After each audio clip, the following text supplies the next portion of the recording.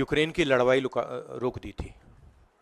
मतलब एक ऑर्डर देके जो रूस और यूक्रेन के बीच में लड़ाई चल रही थी उसको रोक दिया था, ब्रेक लगा दी थी। इजराइल और गाजा के बीच में जो लड़ाई चल रही थी उसको भी नरेंद्र मोदी जी ने रोक दिया था। मगर किसी ना किसी कारण जो हिंदुस्तान में पेपर लीक हो रहे हैं उसको नरेंद्र मोदी रोक नहीं पा रहे हैं या रोकना नहीं चाहते हैं। नुकसान स्टूडेंट्स का होता है। जो हिंदुस्तान के स्टूडेंट्स हैं, मैं जानता हूं कि आप इन एग्जाम्स के लिए महीनों सालों काम करते हो। ये आपका फ्यूचर है और आपके फ्यूचर से खिलवाड़ किया जा रहा है। मध्य प्रदेश में व्यापम हुआ और अब उस व्यापम को नरेंद्र मोदी जी और उनकी सरकार पूरे देश में फैलाने का काम कर रही है। मैं इंस्टीट्यूशनल कैप्चर की बात करता हूं, मीडिया की बात करी, अलग अलग हिंदुस्तान के जो संस्थाएं हैं उनकी बात की। यही एजुकेशन इंस्टीट्यूशंस में हो रहा है। पेपर लीक का कारण है कि सारे के सारे वाइस चांसलर्स, एजुकेशन सिस्टम को बीजेपी के लोगों ने, उनके पेरेंट ऑर्गेनाइजेशन ने कैप्चर कर रखा है। जब तक ये कैप्चर रिवर्स नहीं किया जाएगा तब तक पेपर लीक चलता जाएगा। इस कैप्चर को फैसिलिटेट नरेंद्र मोदी जी ने किया है और ये एक एंटी नेशनल एक्टिविटी है क्योंकि ये देश का भविष्य है और इससे हिंदुस्तान के युवाओं को, स्टूडेंट्स को जबरदस्त चोट पड़ती है।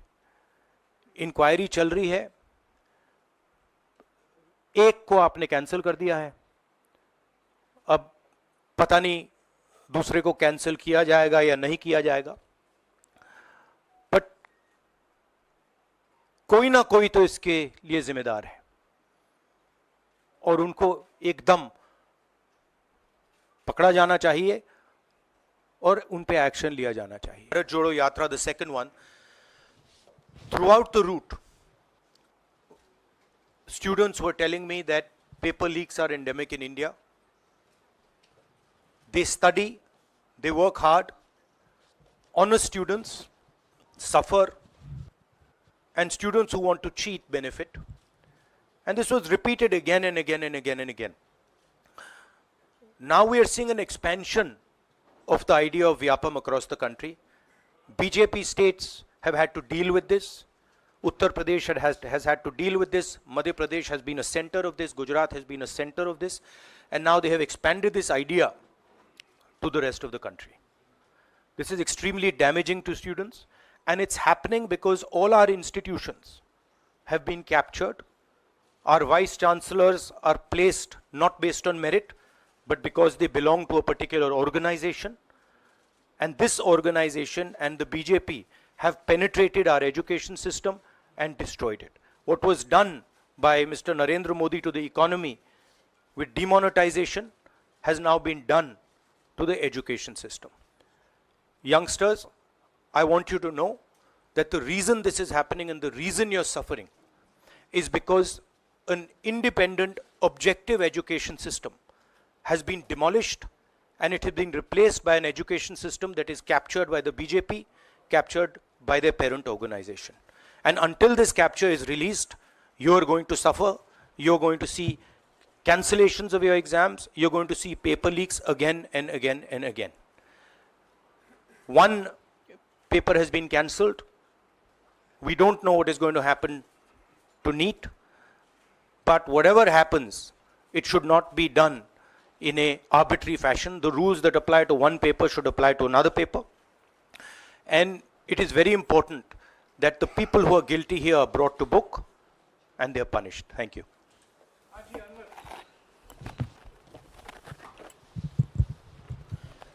सर, सोमवार से संसद का सत्र शुरू हो रहा है, तो क्या आप निजी तौर पर लोकसभा में इस विषय को उठाएंगे और आप यह मांग करेंगे कि प्रधानमंत्री मोदी खुद सदन में आकर जवाब दें इस विषय पर, क्योंकि ये छात्रों के भविष्य से जुड़ा विषय है?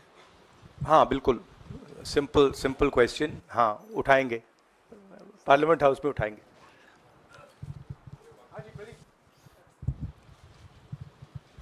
Thank you sir. Rahul ji मैं इधर हूँ। सवाल ये है कि जो एजुकेशन सिस्टम इस वक्त है और जिस तरीके से जो पेपर लीक हुए, जिसका आरोप भी आपने लगाया और जो सामने भी आया है, रद्द भी हुआ है कल परीक्षा, लेकिन सबसे बड़ा सवाल ये है कि बदलाव क्या होने चाहिए, वो बदलाव जो इससे परीक्षा लीक रुके, वो क्या आपके पास फार्मूला है? हमारे मैनिफेस्टो में हमने लिखा था, देखिए 2-3 चीजें हैं। सबसे पहले जो शिक्षा का सिस्टम है उसको एक संगठन ने कैप्चर कर रखा है, अपने लोगों को हर पोस्ट पे यही डालते हैं। वाइस चांसलर्स की लिस्ट निकाल लीजिए, पता लग जाएगा। तो इसको रिवर्स करना होगा।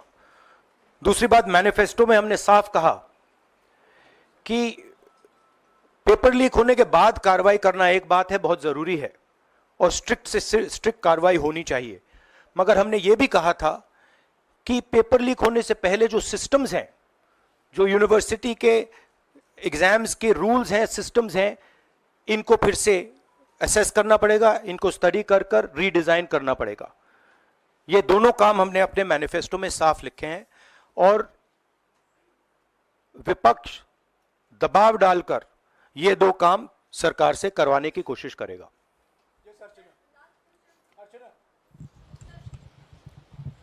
Rahul, do you think so? This is a education emergency, and till now, what is the stand? Government ने जितना भी stand लिया, do you satisfied with that stand? और सर मेरा दूसरा सवाल भी है, जिस तरीके से आप आज स्टूडेंट से मिल रहे हैं, आज let me answer the question. See, there is a huge pressure on our students, and the pressure comes from a number of directions. The first direction is the large scale unemployment that is there in the country. Everybody understands it, everybody knows it, and one of the reasons the government suffered in this election was that all youngsters believe that Mr. Modi is incapable of solving the employment problem. So that's the first thing. Second thing is, there's huge pressure because of this, and there are very few avenues for students. In all areas, right? So you've cut off the job avenue. Now you're cutting off the exam avenue. You're saying, you can take an exam, you can study, you can work as hard as you want. On the last date, we're going to tell you that the exam is cancelled. So, that avenue is also shut. You've shut avenues like Agniveer. You've shut avenues like the public sector.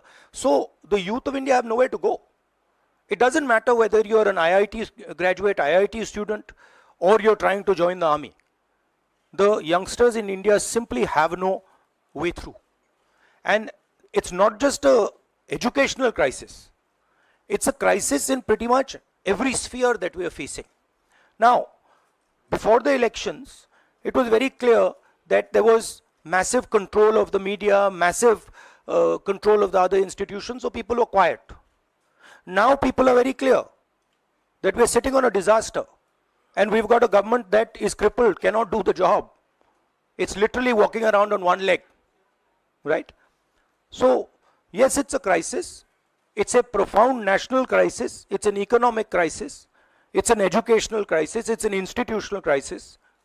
So, but I don't see any response. I don't even see the capability of a response, right? So.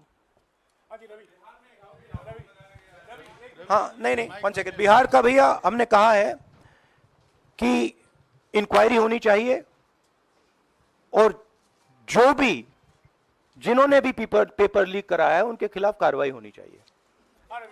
Rahul ji, चूंकि ये मामला national level पे भी exams में हो रहा है, state levels में भी एग्जाम्स में कई जगह इस तरह के पेपर लीक की घटनाएं होती है और करोड़ों छात्रों का जीवन अधर में लटक जाता है। आपको लगता है कि एक सख्त कानून बनाने की जरूरत है संसद में कि इससे निपटने के लिए? कैसे होगा, क्योंकि छात्रों का जीवन नहीं, सख्त कानून आफ्टर द फैक्ट है, वो होना चाहिए, मगर अगर आप मेरिट के बेसिस पर लोगों को नहीं जॉब देंगे, अगर आप आइडियोलॉजिकल लोगों को वाइस चांसलर बनाएंगे, इनकेपेबल लोगों को वाइस चांसलर बनाएंगे, एग्जाम्स के जो स्ट्रक्चर्स हैं एग्जाम लेने के स्ट्रक्चर्स हैं, उनमें आप आइडियोलॉजिकल लोगों को डालेंगे तो ये काम होगा।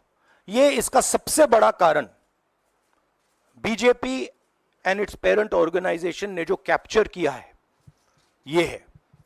और अगर आप कल्प्रिट ढूंढना चाहते हैं तो मैं आपको बताता हूं, जिन लोगों ने हिंदुस्तान के इंस्टीट्यूशंस को डिस्ट्रॉय किया है, जो पहले ऑब्जेक्टिव हुआ करते थे, इम्पार्शल हुआ करते थे, वो आज इम्पार्शल नहीं है, ऑब्जेक्टिव नहीं है, आइडियोलॉजिकल बना दिए गए हैं और मीडियोकर लोगों को इन इंस्टीट्यूशंस में बैठा दिया गया है। इसका मेन कारण यह है, और इसका आप एपिसेंटर देखिए, पूरा देश जानता है, युवाओं आप सब जानते हो कि इसका पहले एपिसेंटर मध्य प्रदेश हुआ करता था, वहां पे 40-50 लोगों की हत्या हुई थी, ये तब शुरू हुआ था।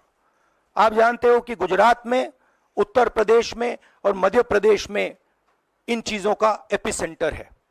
और आप ये भी जानते हो कि बीजेपी के लोग कहते हैं कि हमारी लेबोरेटरी मध्य प्रदेश और गुजरात है। तो लेबोरेटरी से यह काम शुरू हुआ है और अब यह काम देश में फैल रहा है और आपका इससे नुकसान हो रहा है। जब तक यह रिवर्स नहीं किया जाएगा, जब तक हिंदुस्तान के इंस्टीट्यूशंस इनके हाथों से नहीं छीने जाएंगे और इफेक्टिव, ऑनेस्ट, इम्पार्शियल लोगों के हाथ में नहीं जाएंगे, तब तक ये होता रहेगा। और मैं आपको बता रहा हूं, जब तक बीजेपी रहेगी ये बढ़ता जाएगा।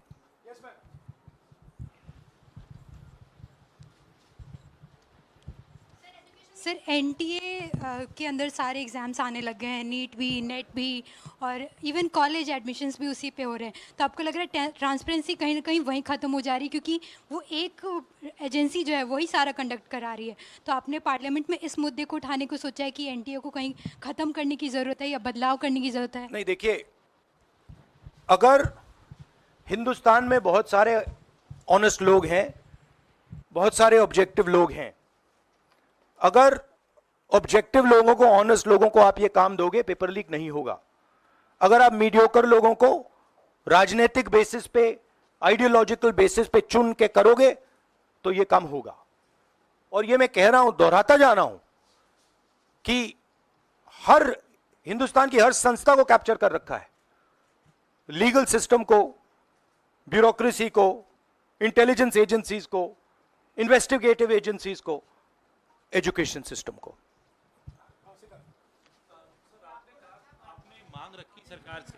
आपने अपनी मांगे रखी हैं सरकार से, लेकिन सरकार के पक्ष पहले ही सामने आ गया। एनटीए को जो एनटीए है एजेंसी, उसको क्लीन चिट एक तरीके से एचआरडी मिनिस्टर ने पहले ही दे दी है। तो सरकार का तो कहीं ना कहीं पक्ष साफ दिखाई देता है। उनका आगे आप लोग कैसे जाएंगे इसको? उनकी क्रेडिबिलिटी इन बातों में है ही नहीं।